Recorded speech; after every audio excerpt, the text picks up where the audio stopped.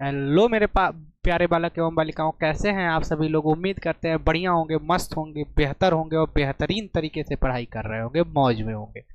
चलिए, आज हम क्लास 10th के अगले टॉपिक, नेक्स्ट टॉपिक के बारे में बात करेंगे। उस टॉपिक का नाम क्या है बच्चा? उस टॉपिक का नाम है हमने डाइजेस्टिव सिस्टम अभी तक के क्लास में ख़त्म कर लिया है पूरा। अच्छे तरीके से डाइजेस्टिव सिस्टम को हमने पढ़ा, समझा, हर एक ऑर्गन के बारे में पढ़ा, हर एक स्पेसिफिक ऑर्गन के क्या क्या फंक्शंस होते हैं हमने ये पढ़ा। कौन से ऑर्गन कौन से एंजाइम का सिक्रेशन करते हैं, कौन से हार्मोन का सिक्रेशन करते हैं, पूरे डाइजेस्टिव सिस्टम में कौन सा हार्मोन क्या करता है, कौन सा एंजाइम क्या करता है, किस तरीके से डाइजेशन होता है हमारे बॉडी में, ये सारी बातों को हम लोगों ने समझा है इसके पिछले वीडियो में।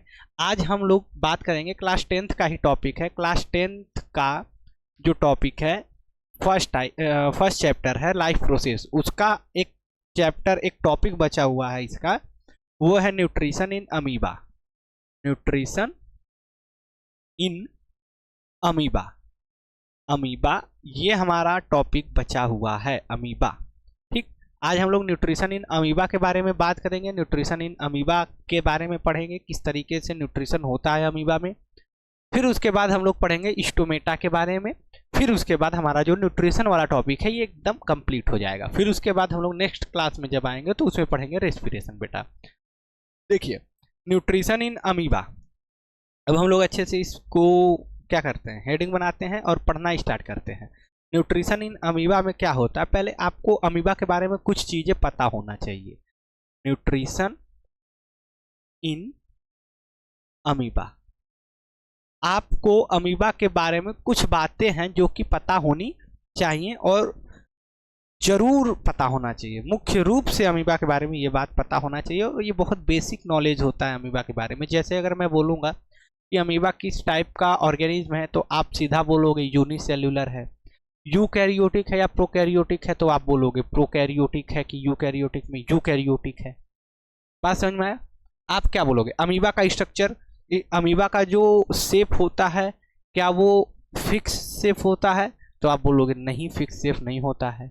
यह एक माइक्रोस्कोपिक ऑर्गेनिज्म होता है जिसे हम माइक्रोस्कोप के थ्रू ही देख पाते हैं, अदरवाइज हम ऐसे अमीबा को नहीं देख पाएंगे। ये सारी चीज़ें हम अमीबा के बारे में जानते हैं और जानना भी चाहिए।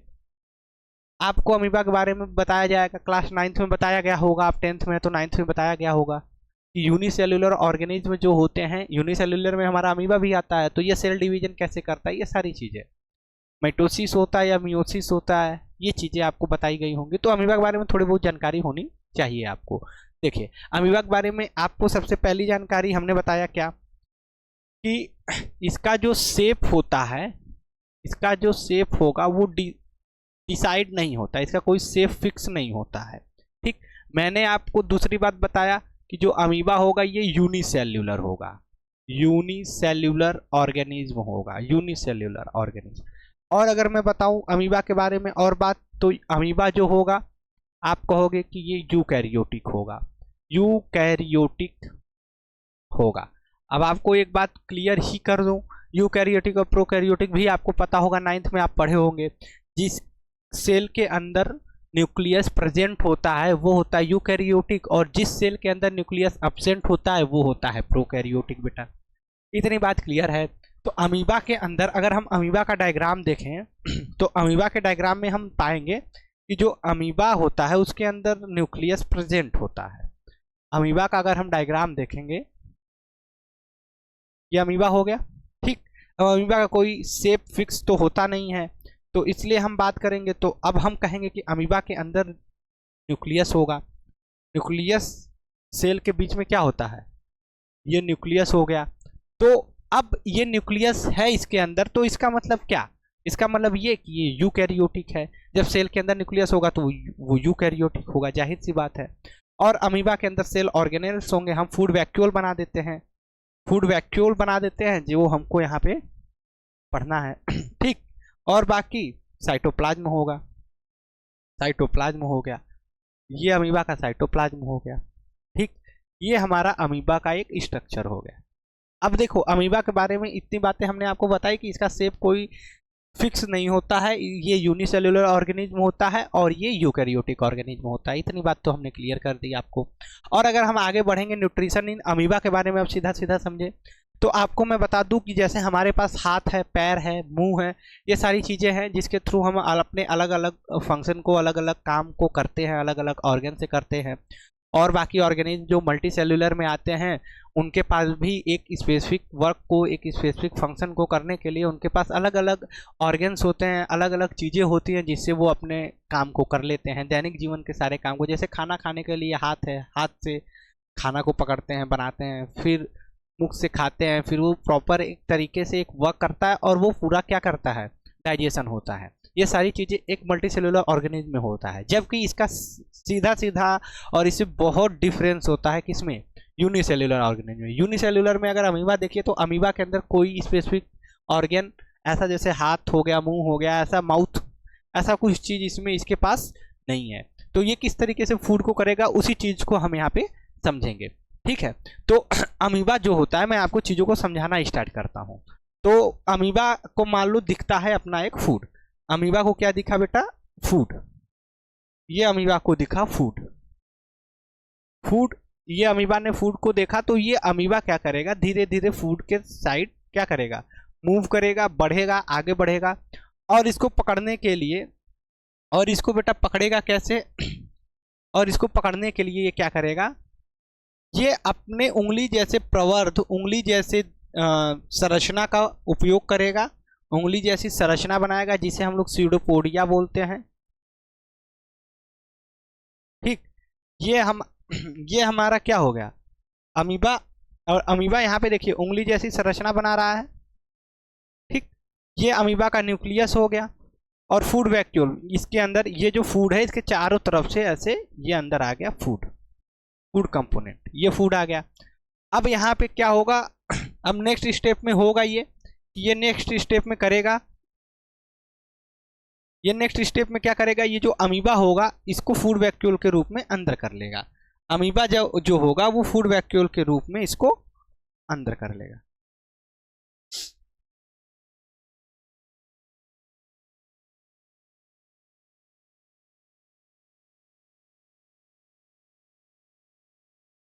ये न्यूक्लियस हुआ, ये फूड वैक्यूल यहाँ पे बन गया और इसके अंदर वो जो फूड पकड़ा है वो अंदर आ गया। फिर यहाँ पे अमीबा के अंदर डाइजेशन होगा और जो फूड वैक्यूल के अंदर पूरा डाइजेशन इसका कंप्लीट होगा और जो वेस्ट मटेरियल बचेगा उसको वो फूड वैक्यूल से बाहर निकाल देगा, जिसे हम लोग क्या बोलते हैं, अमीबा में न्यूट्रिशन, ठीक है। यही 3 स्टेप में अमीबा का न्यूट्रिशन हो जाता है कंप्लीट। अब इसके नाम को देख लेते हैं। अब अगर हम इसके नाम को देखेंगे अगर हम इसको नाम पढ़ेंगे तो सबसे पहली बात ये क्या है, अमीबा है, अमीबा।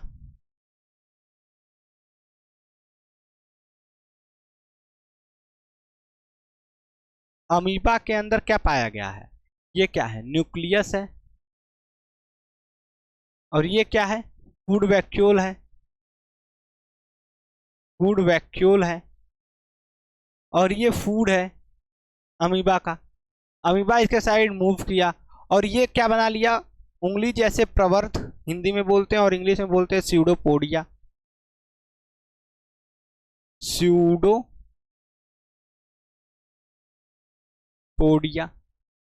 ये स्यूडोपोडिया बना लिया। फिर स्यूडोपोडिया से अंदर आ गया और ये फूड कहाँ चला गया, फूड वैक्यूल में, फूड वैक्यूल में। और यहाँ पे ये पूरा फूड अमीबा में न्यूट्रिशन हो गया कंप्लीट। यानी हम अगर लिखेंगे तो क्या लिखेंगे कि अमीबा अपने भोजन को किससे एब्जॉर्ब करता है, सबसे पहले फूड को देखता है तो मूव करता है, उसके साइड जाता है। फिर ये क्या करेगा, स्यूडोपोडिया, स्यूडोपोडिया का निर्माण करेगा, फॉर्मेशन करेगा, स्यूडोपोडिया बनाएगा, स्यूडोपोडिया से फूड को पकड़ेगा और फूड को पकड़ने के बाद स्यूडोपोडिया से वो चला जाएगा फूड वैक्यूल में, फूड हमारा चला जाएगा। और फूड वैक्यूल में क्या होगा, ये पूरा फूड का वैक्यूल में जाने के बाद फूड का डाइजेशन होगा अमीबा के अंदर। फूड का क्या होगा, डाइजेशन होगा। डाइजेशन होने के बाद जो फूड डाइजेस्ट हो जाएंगे वो साइटोप्लाज्म में मिल जाएंगे, इसके साइटोप्लाज्म में वो फूड क्या होंगे, मिल जाएंगे। और बाकी जो वेस्ट मटेरियल होंगे वो बाहर निकल जाएंगे, वेस्ट मटेरियल बाहर निकल जाएंगे। और कहाँ से बाहर निकलेंगे, देखो फूड अगर अंदर जा रहा है, अमीबा के अंदर जो फूड जा रहा है तो वो अमीबा के किस पार्ट से जा रहा है, इस बात को समझना। अमीबा के सरफेस से जाता है, अमीबा के सरफेस से ही फूड अंदर जाता है। बात क्लियर है? और बाहर भी निकलेगा तो सरफेस से अंदर गया और सरफेस से ही बाहर निकल गया। जैसे बाहर निकलेगा तो वेस्ट मटेरियल निकलेगा, अंदर जाएगा तो फूड जाएगा। अंदर क्या जाएगा? फूड जाएगा।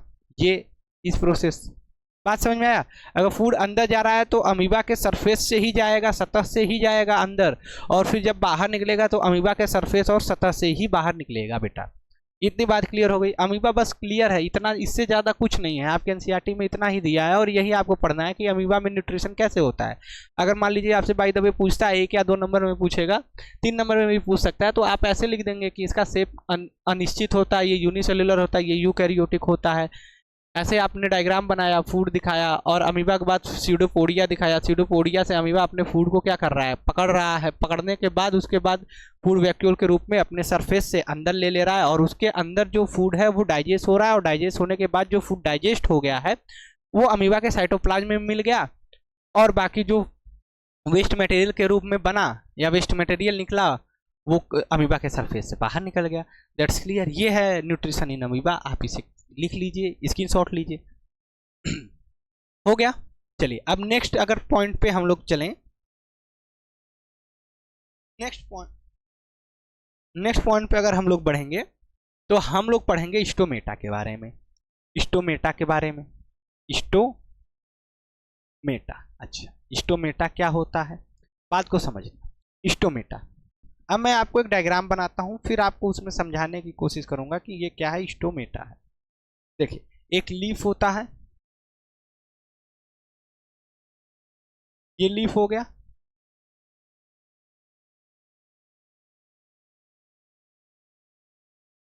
ये लीफ। अब आपको पता होना चाहिए कि लीफ के ऊपर छोटे छोटे सरफेस में क्या पाए जाते हैं? लीफ। अब लीफ के ऊपर छोटे छोटे होल पाए जाते हैं। ये होल हो गए छोटे छोटे, ठीक है, और इसी होल को हम लोग बोलते हैं स्टोमेटा। यही होता है हमारा स्टोमेटा। ठीक, अब स्टोमेटा के बारे में तो समझ गए कि स्टोमेटा कहाँ होता है। लीफ के सरफेस पे पाए जाने वाले छोटे छोटे छिद्रों को हम लोग क्या कहते हैं? Stomata. Stomata found on the surface of leaf. Leaf के सरफेस के ऊपर स्टोमेटा पाया जाता है। और स्टोमेटा करता क्या है? स्टोमेटा करता क्या है? तो स्टोमेटा करेगा पदार्थों के अंदर, जो सेल के अंदर प्लांट सेल के अंदर गैस जाता है और गैस बाहर निकलता है, उसमें ये हेल्प करता है। वाष्पोत्सर्जन में ये क्या करता है? मदद करता है। ट्रांसपीरेशन में ये मदद करेगा। सबसे पहले देखो, कार्बन डाइऑक्साइड कहाँ? बाहर निकलने में, और कार्बन डाइऑक्साइड को अंदर लेने में ये मदद करेगा।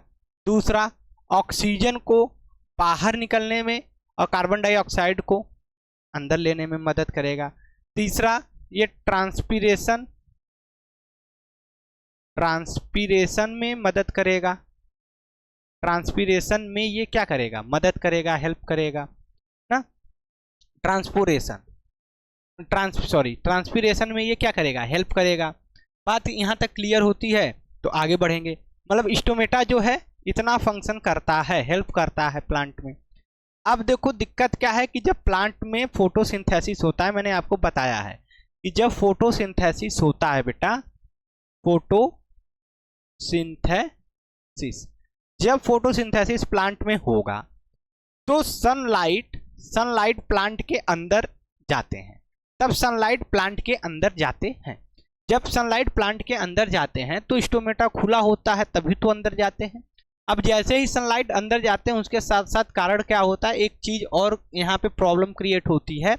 वो प्रॉब्लम ये है कि जो प्लांट के अंदर वाटर होता है वो टेम्परेचर ज़्यादा होने के कारण से सूर्य के प्रकाश के गर्मी के कारण वो जो प्लांट के अंदर वाटर है वो वाष्प बन के बाहर निकलने लगता है। वो वाष्प बन के बाहर निकलने लगेगा।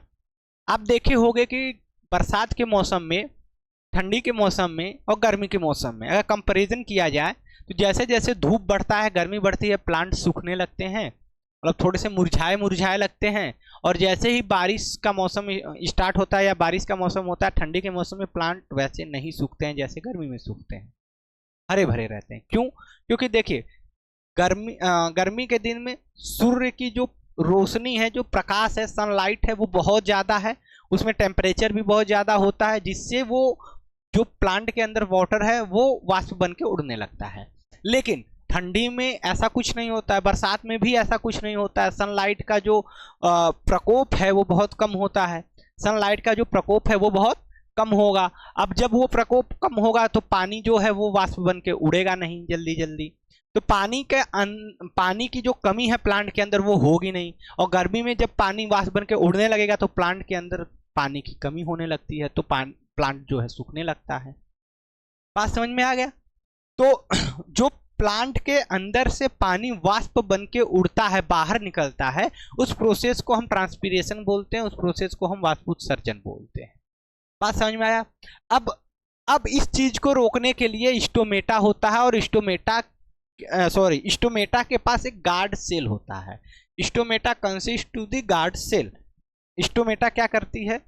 गार्ड सेल को कंसिस्ट करके रखी होती है। Stomata consist to guard cell.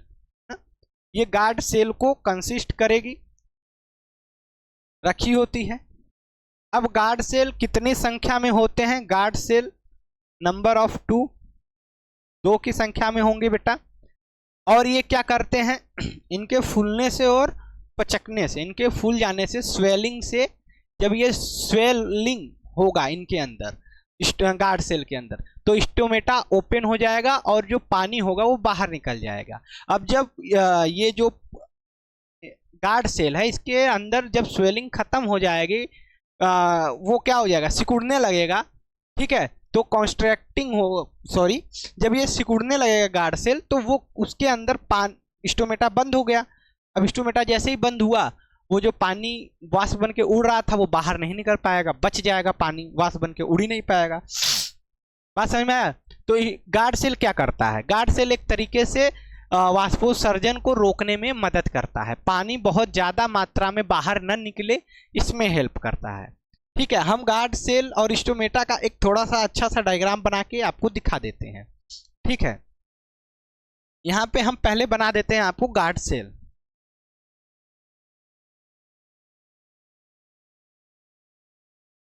ये हमारा क्या बन गया? Guard cell. फिर से बना देते,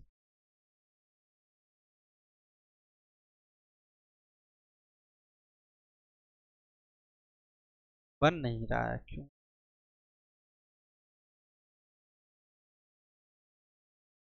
ये हो गया गार्ड सेल। ठीक, ये हो गया गार्ड सेल। और इधर भी सेम ऐसे ही बना देते हैं, लेकिन इधर और इधर में अंतर होगा।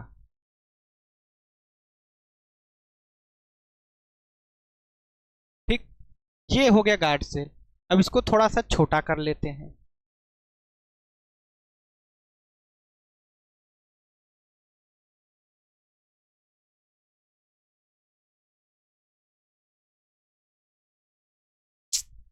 इसको थोड़ा सा हम इस छोटा करेंगे, इसको हम यहां लिख देते हैं, और इसको भी हम क्या करेंगे? छोटा कर लेते हैं, ताकि हमको लिखने में क्या हो, हेल्प मिल जाए। चलो, ये हो गया। दो कंडीशन बना रहे हैं, एक में हम बनाएंगे ओपन स्टोमेटा, एक को हम बनाएंगे क्लोज स्टोमेटा। देखो, इसको हम कहेंगे ओपन स्टोमेटा, ये हमारा होगा ओपन स्टोमेटा, और ये होगा हमारा क्लोज, ये ओ है, क्लोज स्टोमेटा। ठीक, ये एफ नहीं है, ये टी है। ठीक, क्लोज स्टोमेटा। चलिए, अब इसके ऊपर हम थोड़ा सा लीफ बना देते हैं।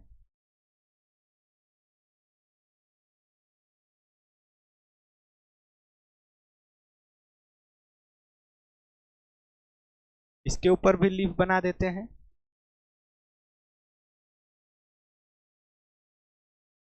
हो गया।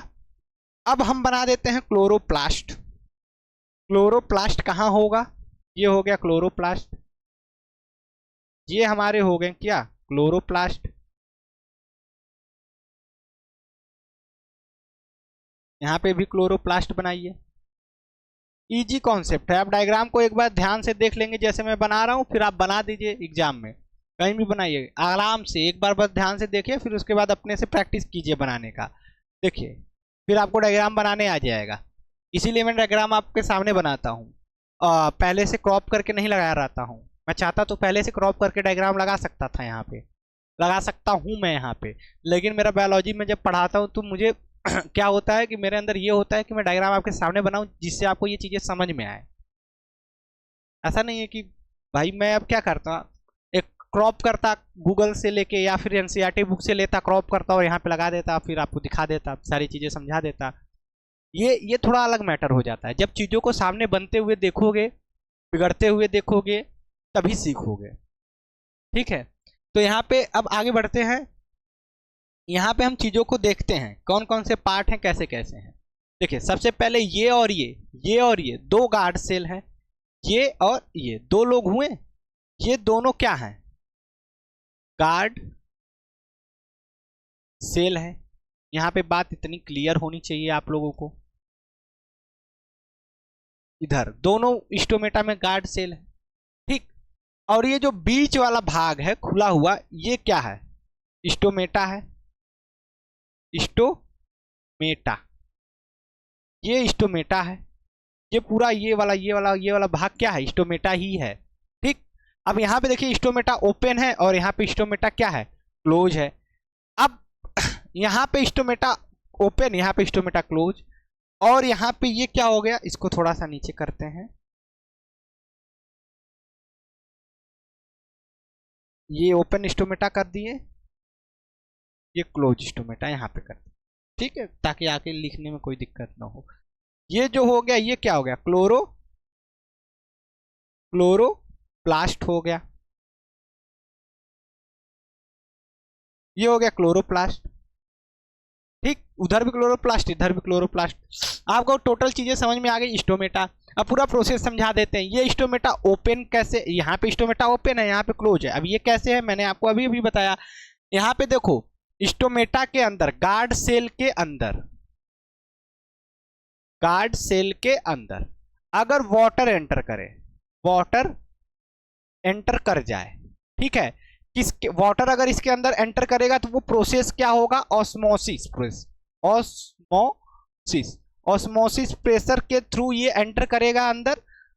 वाटर ऑस्मोसिस के थ्रू गार्ड सेल के अंदर एंटर करेगा, और जैसे ही गार्ड सेल के अंदर पानी एंटर किया, वैसे ही गार्ड सेल क्या हो जाएगा? स्वेलिंग हो जाएगी, गार्ड सेल में स्वेलिंग आ जाएगी, फूल जाएगा, और जैसे ही गार्ड सेल फूलेगा वैसे ही स्टोमेटा ओपन हो जाएगा। और जैसे ही स्टोमेटा ओपन होता है, इसके अंदर CO2 आएगा। और CO2 जब CO2 कब आता है? जब फोटोसिंथेसिस करता है प्लांट, तब CO2 ही तो एब्जॉर्ब करता है। तो जब वायुमंडल यानी एटमॉस्फेयर से वायुमंडल से कार्बन डाइऑक्साइड एंटर करेगा तो स्टोमेटा के थ्रू करेगा। अब जब रात में ये रेस्पिरेशन करता है प्लांट, तो इसमें से क्या निकालता है? Carbon dioxide. तो कार्बन डाइऑक्साइड बाहर भी निकलेगा।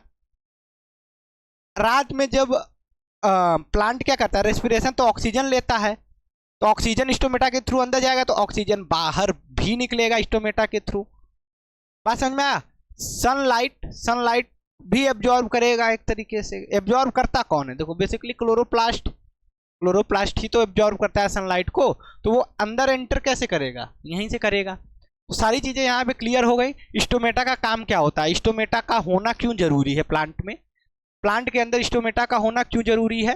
प्लांट के अंदर स्टोमेटा का होना इसलिए जरूरी है बेटा, क्योंकि उसमें से गैसों का आदान प्रदान हो सके, प्लांट के अंदर से गैस बाहर निकल सके, प्लांट के अंदर गैस एंटर कर सके। बात समझ में आ रहा है? अब अच्छा एक बात और बता दूं, थोड़ा सा आप लोगों का टेस्ट लेता हूं। ये जो गैस होता है, गैस प्लांट के अंदर एंटर कर रहा है, यानी सेल, प्लांट के सेल के अंदर एंटर करेगा। तो आपको मैंने बताया यहाँ पे वाटर ऑस्मोसिस के, ऑस्मोसिस प्रोसेस के थ्रू गार्ड सेल के अंदर एंटर कर रहा है ना। तो वैसे ही जब गैस कोई एंटर करेगा सेल के अंदर, तो ये कौन से प्रोसेस से एंटर करेगा? बताओ, जल्दी बताओ। पढ़ रहे हो कि नहीं पढ़ रहे हो? देखो यहाँ पे कहोगे डिफ्यूजन, डिफ्यूजन और डिफ्यूजन और ऑस्मोसिस मैंने, सॉरी, 9th क्लास में आप पढ़े होगे, 9th क्लास वाले उसमें मैं पढ़ा रहा हूँ, ठीक है। तो उसमें 9th क्लास वाले the fundamental unit of life वाले चैप्टर में हम ऑस्मोसिस और डिफ्यूजन के बारे में पढ़ाए हैं, समझाए हैं क्या है, कैसे होता है, समझ आई बात। तो ये सारी चीजें इस तरीके से वर्क करती हैं एक प्लांट के अंदर। आपको ज्यादा चीजें लिखना नहीं है, स्टोमेटा के बारे में भी आपसे पूछता नहीं है एग्जाम में, लेकिन आपके एनसीईआरटी में है, मैं बता दिया। और ऐसा नहीं है कि बिल्कुल नहीं पूछता है, बहुत कम पूछता है। इसका पूछने का जो रेशियो होता है क्वेश्चन पुटअप करने का स्टोमेटा से थोड़ा कम होता है, लेकिन होता है, ठीक। अगर आपसे बाय द वे पूछता है तो आप सीधा सीधा ये डायग्राम बनाना, ऐसे आप पॉइंट लिखना, फिर उसके बाद आप लिख लेना ये सारे पॉइंट जो मैंने आपको समझाए हैं। शॉर्ट नोट आप तो बनाते ही चल रहे होंगे, शॉर्ट नोट बनाइए और चीज़ों को समझते रहिए, और अपने थ्रू आप ढेर सारे पॉइंट बना के लिख सकते हैं। आपके पास ढेर सारे पॉइंट मिल गए ना, ढेर सारे पॉइंट अभी स्टार्टिंग से आपको जितने बताए वो सारे पॉइंट्स में लिख दीजिए, बस हो गया काम।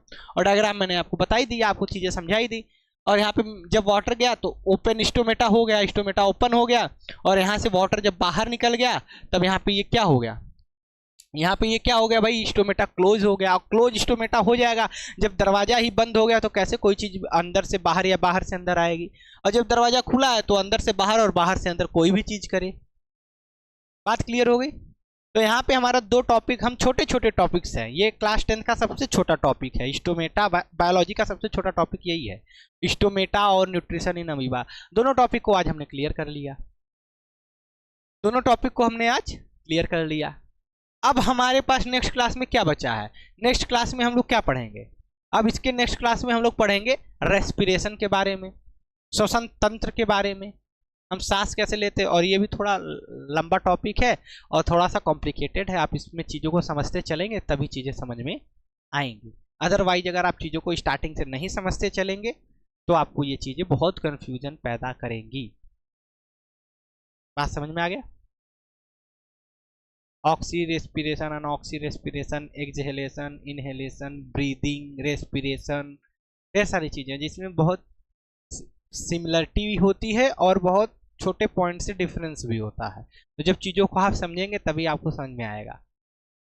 तो आप स्टेप वाइज आप यहाँ तक शॉर्ट नोट, हम उम्मीद करते हैं कि आप यहाँ तक शॉर्ट नोट बनाए ही होंगे और ये भी बना ही लेंगे, शॉर्ट नोट पे लिख लेंगे, ठीक है।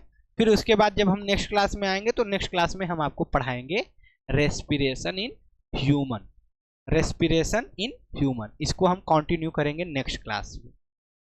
इस देखो छोटा छोटा टॉपिक पढ़ते चलेंगे तो सही रहेगा, ना बोरिंग होगा ना कुछ होगा। Respiration in human,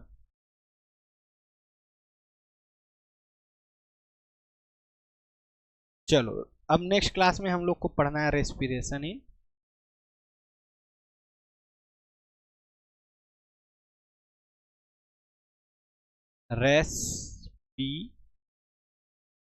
respiration in human.